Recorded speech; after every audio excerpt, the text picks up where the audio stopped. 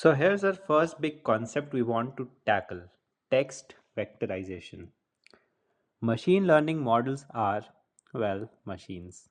They cannot speak numbers. Sorry, they only speak numbers. They cannot speak English. So they just cannot understand a news article as is. We need a numeric representation of the article for the model to understand it.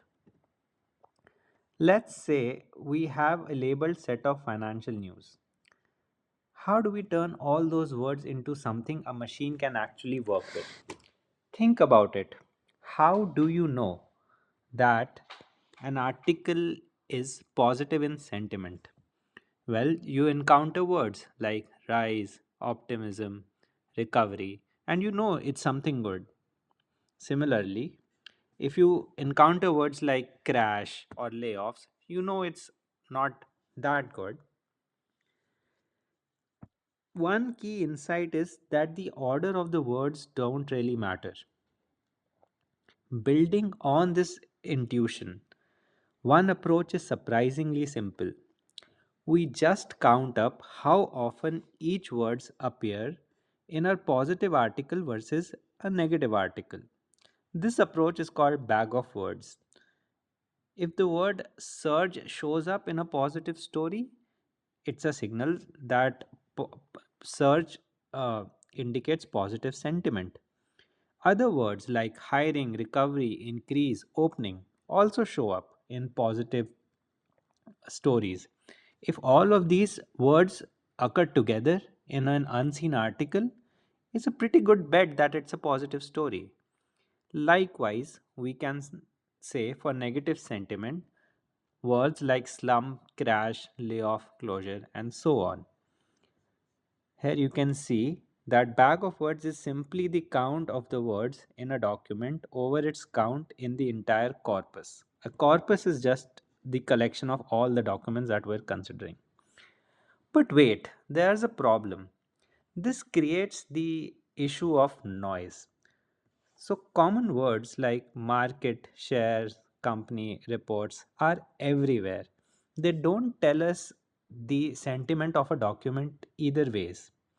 Even after removing prepositions and conjunctions and other common words, these noise persists. On the flip side, we might encounter a rare, powerful word like litigation that screams negative sentiment. It's never good to be in court, but they get drowned out by all the common words. Enter TF-IDF, term frequency inverse document frequency. Let's say we have a word that's pretty rare across all our documents, across the corpus. So, whenever this word appears, it is special and it's a strong indication. If it appears a lot in a particular document and is rare throughout the corpus, then that's a pretty strong indication that the sentiment associated with the document uh, is indicated strongly by this rare word. So, TF-IDF builds up upon this intuition. Let's try it for ourselves. Let's pick an article from The Economist and see the consequences. Before that, just look at this term. This is the inverse frequency of the term across the documents, which gives us the special boost for it. Okay, let's go to the latest Economist and copy the article.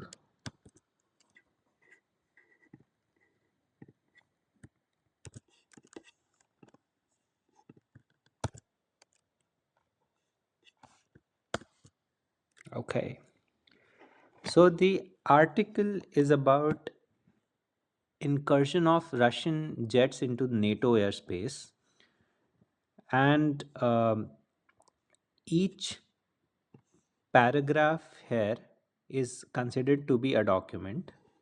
And what we're trying to find is the frequency. is the vectorization of the first document. So, bag of words is simply the count of the document, of the terms in the document. And then we go to TF-IDF and we suddenly see NATO comes to the top. Hmm, that does seem like an important indicator.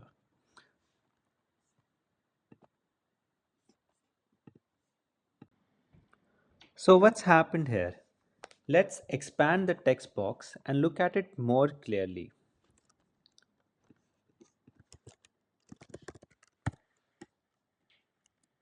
Each paragraph is a document. The word Putin appears thrice in the first document and then it's sprinkled across the whole corpus, which is the collection of our documents. Now let's look at NATO. In the first document, NATO appears thrice and twice in the second one,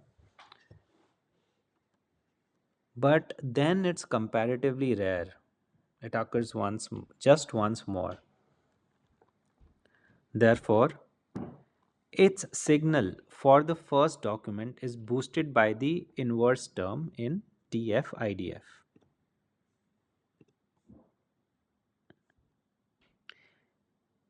Now, if this document was labeled with something, then NATO would be a very strong indication for that label.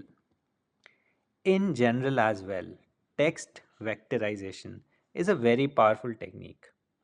It was the part of the very earliest algorithm called PageRank developed by Google, which made it possible for them to differentiate themselves from the competitors.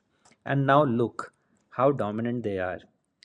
Text vectorization is the first step in a lot of NLP applications that we will see throughout this series, such as topic modeling, part of speech tagging, and named entity recognition. Why don't you go and try out this for yourself? You can launch this app from my GitHub. It's on the Financial Sentiment app. Click on launch the app on Streamlit. Thanks. See you next time.